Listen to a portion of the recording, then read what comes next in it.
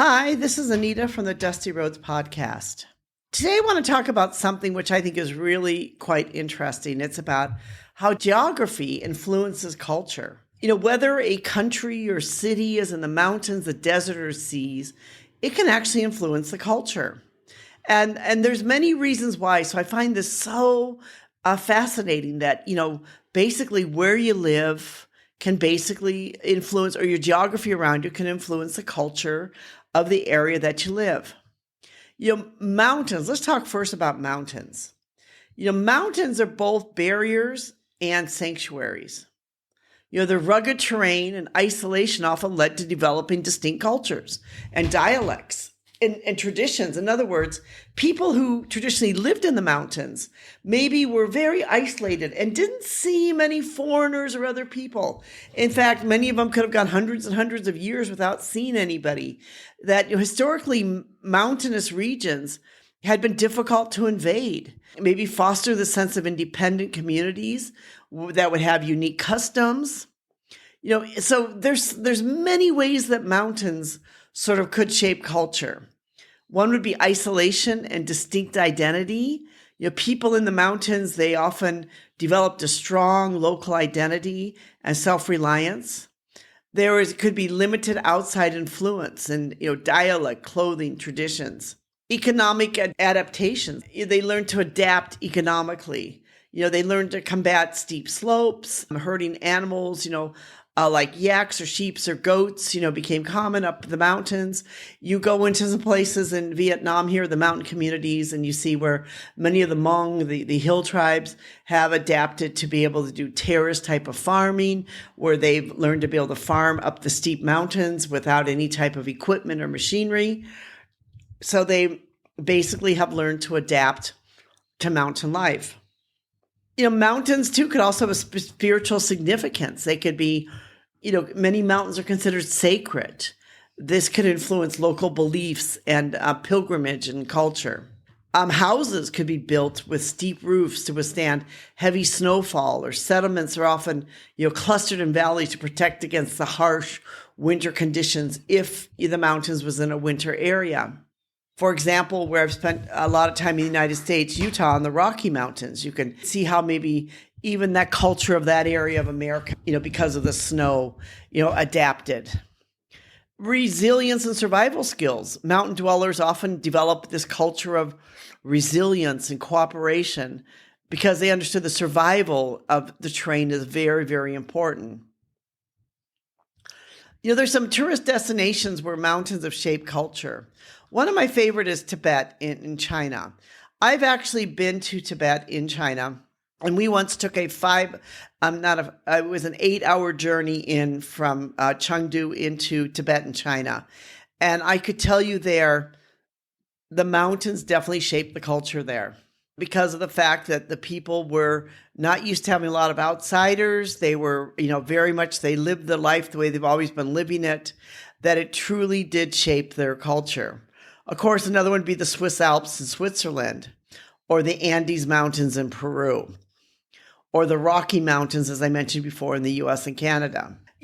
Mountains actually in many ways have been known to shape culture and the way of life. Another thing would be desert, extreme environments that can test human endurance. And, they can be extremely hot, depending upon where they're at. They can have harsh climates. Deserts, you can have desert storms that blow through. A lot of times the deserts, many cultures in the deserts have nomadic traditions. They rely on nomadic lifestyles.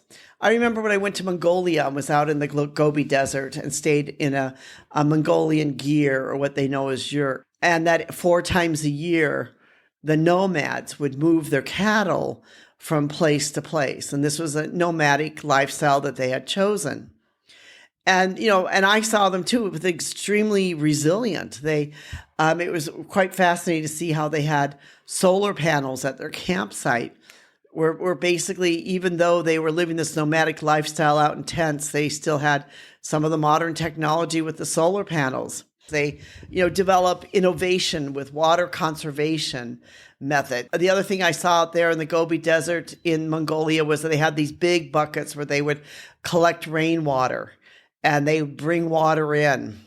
You see architecture and how it's adapted. They'll have different clothing, a lot of times loose, long clothing like robes or head covering to protect them from the sandstorms, extreme temperatures. Many desert cultures have deep spiritual connections, to the land, where traditions, rooted in storytelling and survival wisdom. There's many destinations where the deserts have shaped the culture. The Sahara Desert, of course, the Arabian Desert, deserts in South and South Central America. There's a Chilean desert. So all of these places have been shaped by culture. The last one, of course, would be the sea and the oceans. And, coastal regions have always been about trade, migration, cultural exchange centers. That's because, they would have ships come in and ships go out. And so for hundreds of years, they've been a place where it's been a place of cultural exchange. There's always been sort of like a maritime economy. Fishing, shipbuilding, and trade usually thrive in these coastal cultures. The culinary influences, they could be influenced by, spices and other things from other parts of the world. They often become places of cultural exchange, like a melting pot of different cultures. Many great civilizations from such as the Vikings, were shaped with their ability to navigate the seas. So navigation and exploration became very important. Many of the coastal communities will have many festivals and traditions which are related to the sea, honoring deities, fishings, and maritime history and other things.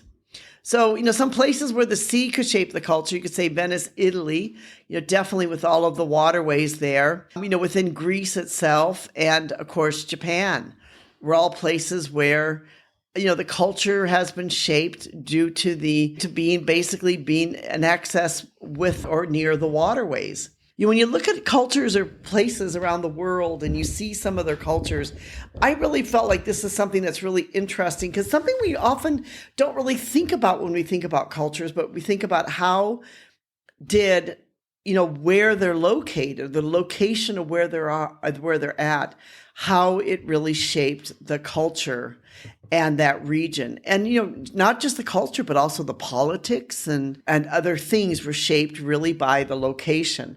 Whether they were, in a mountain where they became isolated for long periods of time, they were in a desert where maybe life was brutal and more nomadic lifestyles, or on the sea where basically there was a lot of maritime trade, there was exploration and other things going on, all would shape the culture of a region.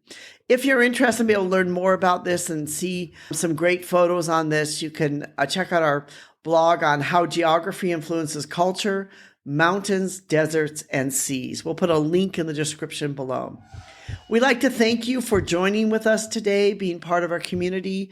And if you are not part of our community yet, we hope you'll press that subscribe button and you'll subscribe to us and be part of our community. Thank you so much.